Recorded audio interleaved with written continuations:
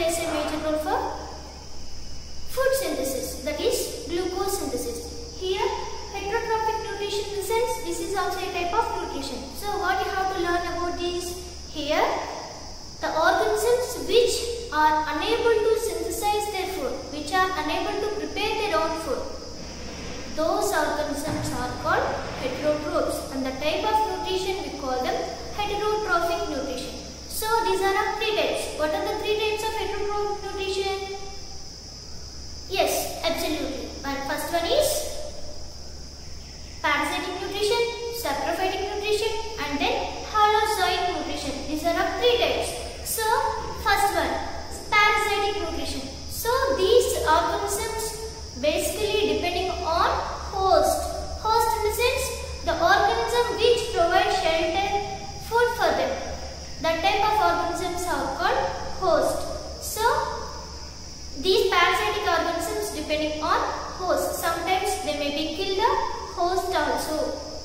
So the best example for these parasitic organisms, for especially plants, Cuscuta is the best example for parasitic plant. Lice, leeches, tapeworms, and then bed bugs. All these are the parasitic organisms. And then next one is saprophytic organisms. Saprophytic. So what you have to learn about the saprophytic nutrition or saprophytic organisms? So the organisms which cannot depending on others, but they are getting their food by dead and decaying organisms. Then they have to break down the large molecules into simple molecules from the dead and decayed organisms, either by plants or from animals also. Those type of organisms are called saprophytes, and the type of nutrition we call them saprophytic nutrition. So here, what are the best examples for these saprophytic nutrition? Fungal species are the best examples for saprophytic organisms. Red mold, mushrooms, these are the best examples. The next one is holozoic nutrition. So they want to engulf the food. These also depend on other organisms for getting food. So here we have to learn about. So not only single cellular organisms, even multicellular organisms also depend on other organisms for getting food. So mostly either directly or indirectly, most of the organisms we have to depend on plants for getting food. So in the nature, I have to call plants are the universal food providers. But here we are learning about the organisms, holozoic nutrition, which will participate in holozoic nutrition. So they want to engulf or consuming the food. That process we call it holozoic nutrition. The best example for this holozoic nutrition is human beings and then animals. These are the multicellular organisms. But along with this, single cellular organisms like amoeba and then paramecium, they also plays a major role in holozoic nutrition.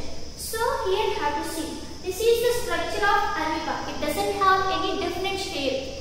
Gradually it can change itself. The shape can change itself. So this is the structure of amoeba and this is the food substance. So how it can get the food? So it has a locomotory organ. The body surface. Locomotory organ in the sense the organs which are able to move, which are helped to move from place to place. Those organs are called locomotory organs. For example, legs are the locomotory organs for human beings. And then limbs, forelimbs and hind limbs are the locomotory organs for animals. Like that only, here the locomotory organs for amoeba is a pseudopodia. Pseudopodia is the locomotory organ for amoeba.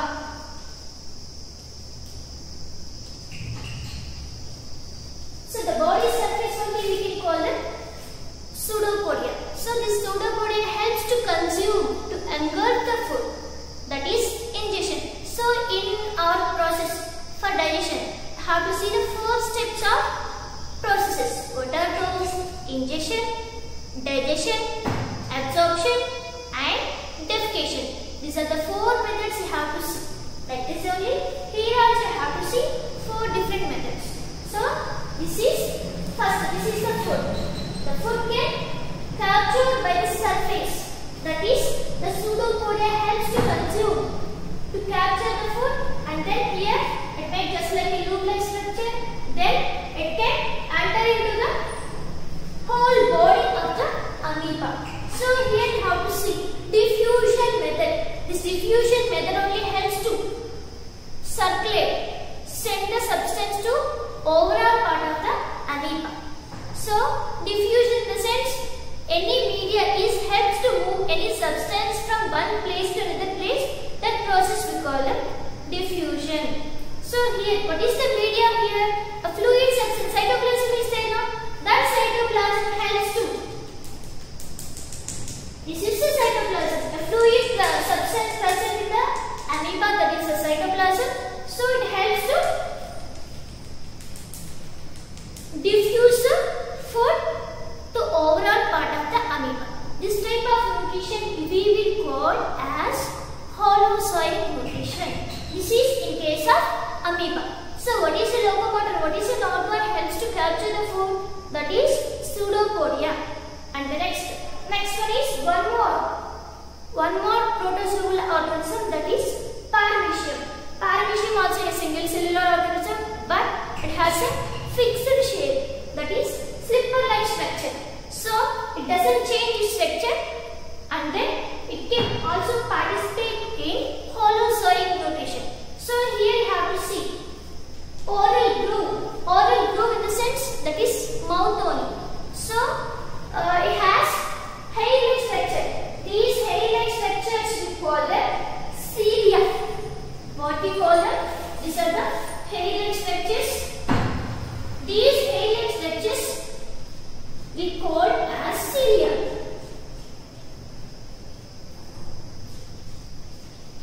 So, in case of amoeba, I have to call as pseudopodia. But here, cilia plays a major role. Hair-like structures plays a major role to collect the food from the water. They have to collect the food from the water by searching through this cilia, and then after that they have to send to the oral groove.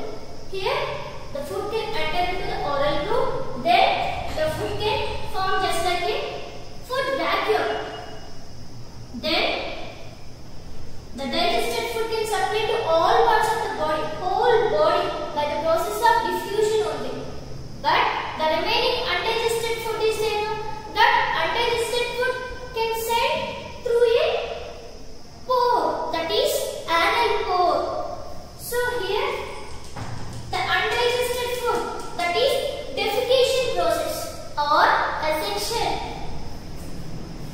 So like this, the undigested food can send throughout the body with the help of anal pore.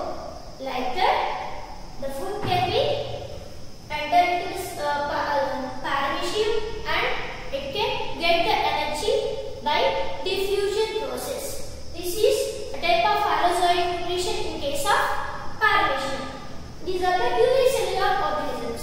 Now I will go and explain about human digestive system. How? That is, humans and animals are the multicellular organisms. But how the processes takes place, I will explain now. So here you have to see.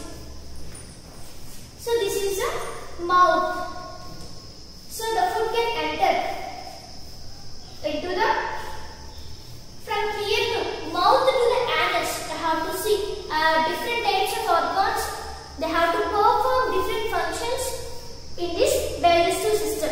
Along with this digestive system, some digestive juices and some enzymes plays a major role for digestion of the food. This is in case of human beings. So the food can enter like this. Here, this is the stomach. Then it can connect it to the small intestine, and it is stored by the large intestine. So the food can enter into the small intestine, and then the food can completely digested here. Then what happened? The undigested food sent to the large intestine. Then the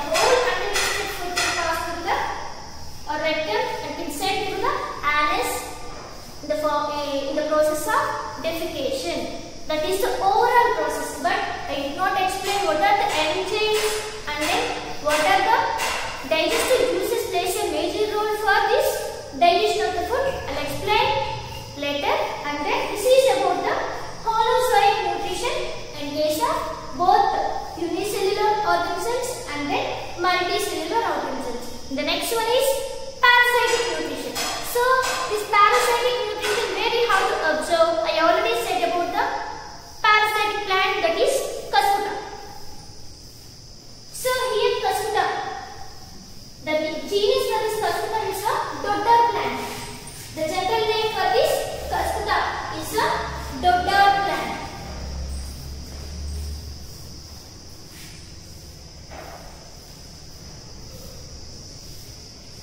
So this is a genus name. General name is dodder. So it doesn't have well developed leaves. The leaves are modified scale-like structures and it has very less amount of chlorophyll. So due to the less amount of chlorophyll, this Cuscuta, these type of Cuscuta plants are unable to perform the process of photosynthesis. So they want to depend on other plants for getting food. So here we have to see 170 species of these dodder varieties are available in the world and tropical regions. And then the family is Convallaceae family, that is morning glory plant. So here you have to see it has a special roots. So these special roots only help to consume the nutrients. So that type of nutrient roots we call it Hastoria roots.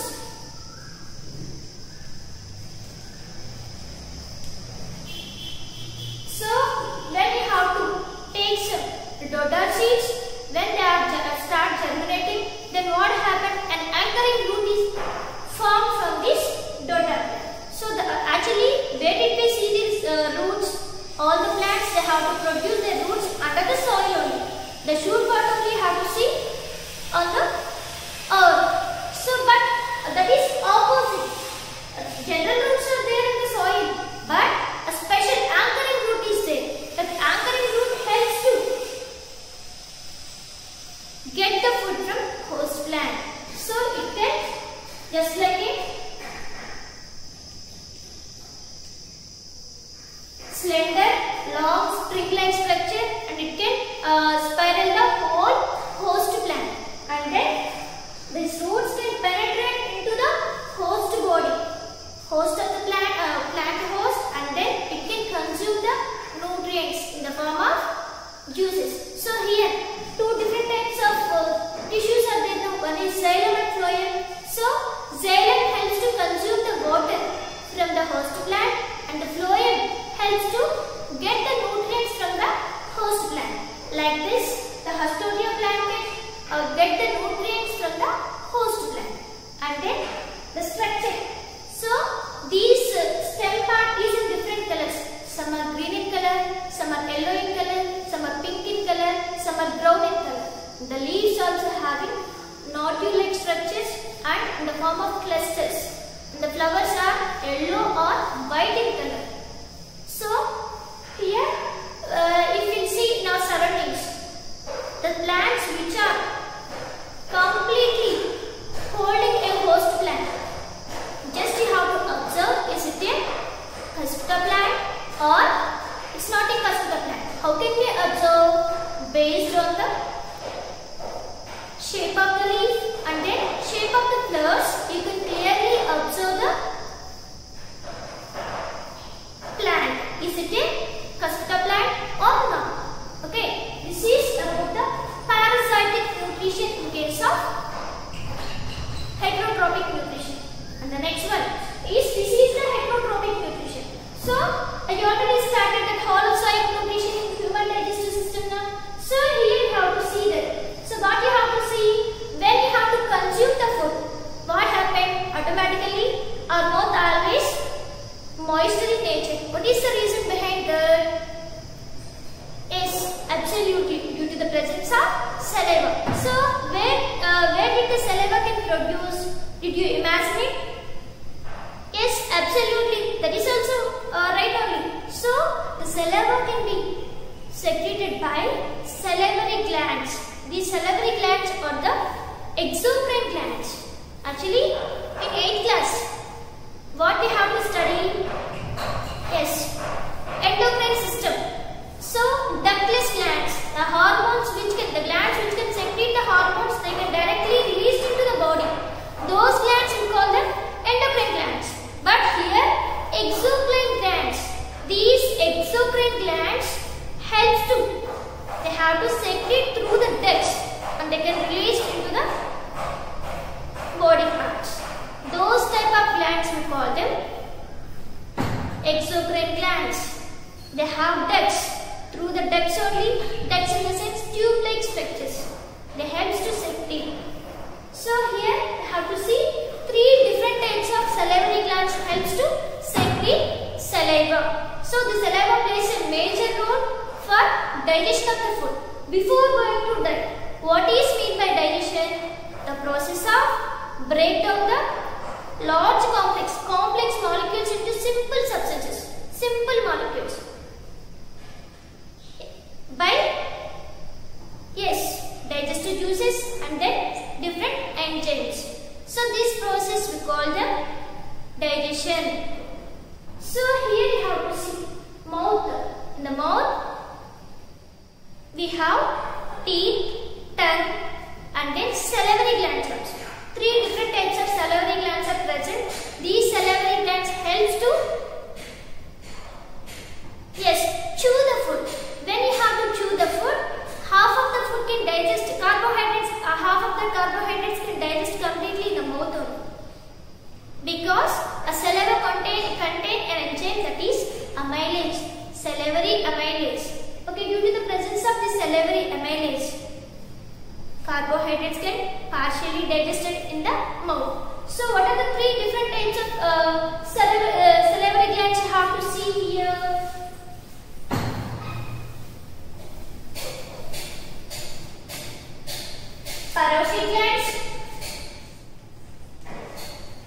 Parotid glands and then submaxillary or submandibular glands.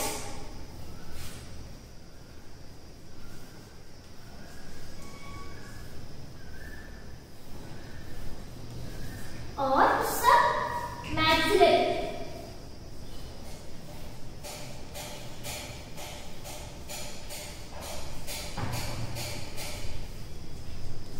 And the last one is sublingual glands.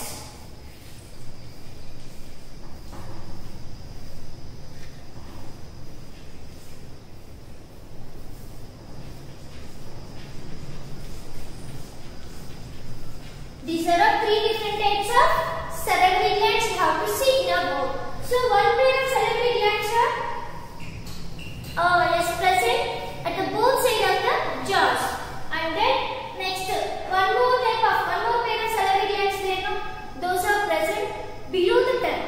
And the next, one more pair of, that is sublingual glands present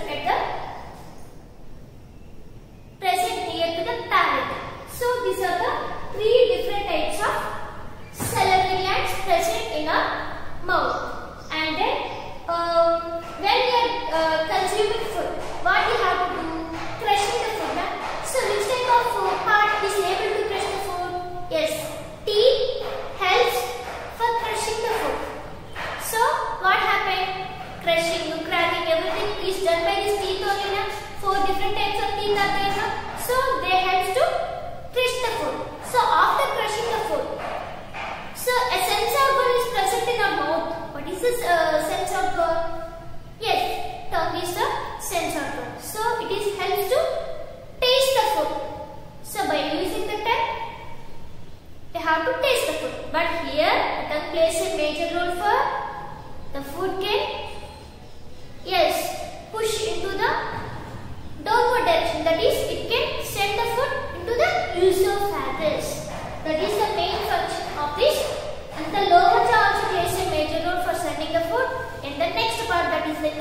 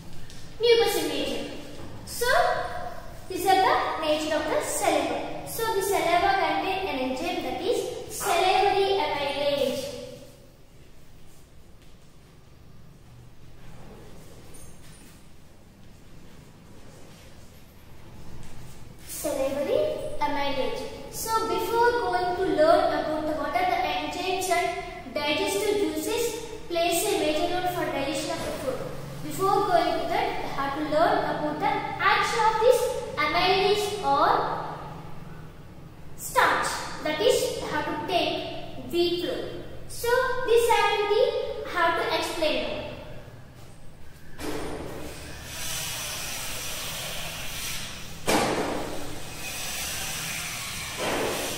So have to take. So this is an activity now. So what we are ready to prove now? Amylase, how it acts on carbohydrates. I want to explain that. So here, action of amylase on carbohydrates. So what is the aim to prove that? Action of amylase on carbohydrates or wheat flour. Wheat flour is also a type of carbohydrate. And the next one is materials required or apparatus. What are the materials you have to use to do an activity?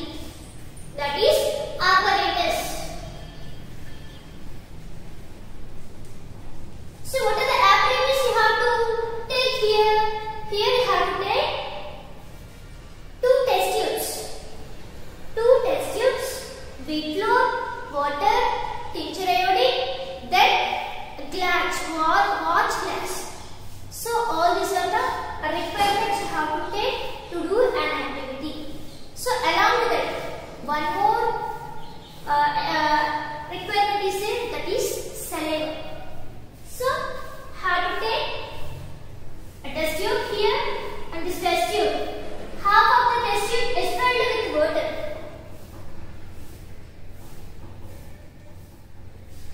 So half filled with water and then add a pinch of wheat flour.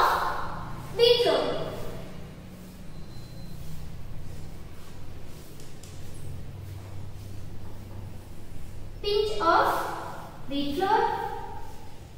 Then from this half of this test tube, have to shake it well. Then it can completely mix with the water. Then